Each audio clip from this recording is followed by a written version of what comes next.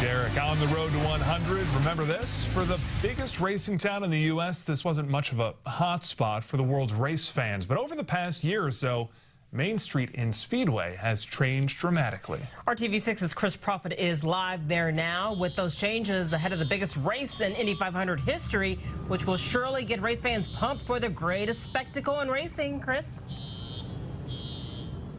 And Erica, here's one. It's Sarah Fisher's new indoor karting center and restaurant that just opened today. It's a major investment here along Main Street, a street that not that long ago was hardly a destination, but it now is. For as much as Speedway's Main Street has changed, its roots remain firmly planted in the Indianapolis Motor Speedway.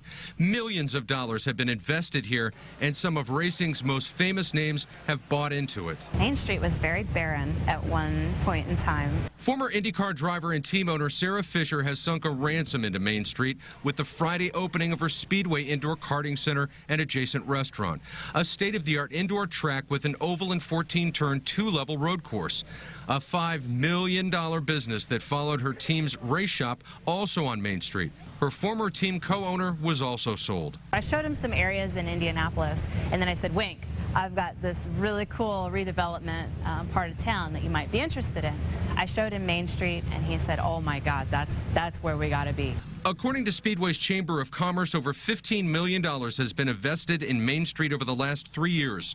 A new restaurant opens in May, and apartments, condos, and retail are coming to the north end of Maine. Daredevil Brewing Company has been open for 10 months, and its owners looked at hundreds of sites, but kept coming back to Main Street. The things I remember about Speedway in the past when I came here was that there really wasn't anything to do. And to see what's happened in just the last 3 years is pretty astounding. As a neighbor of the Indianapolis Motor Speedway, Main Street is a marriage of revved-up racing and redevelopment that seemed so unlikely just a few years ago.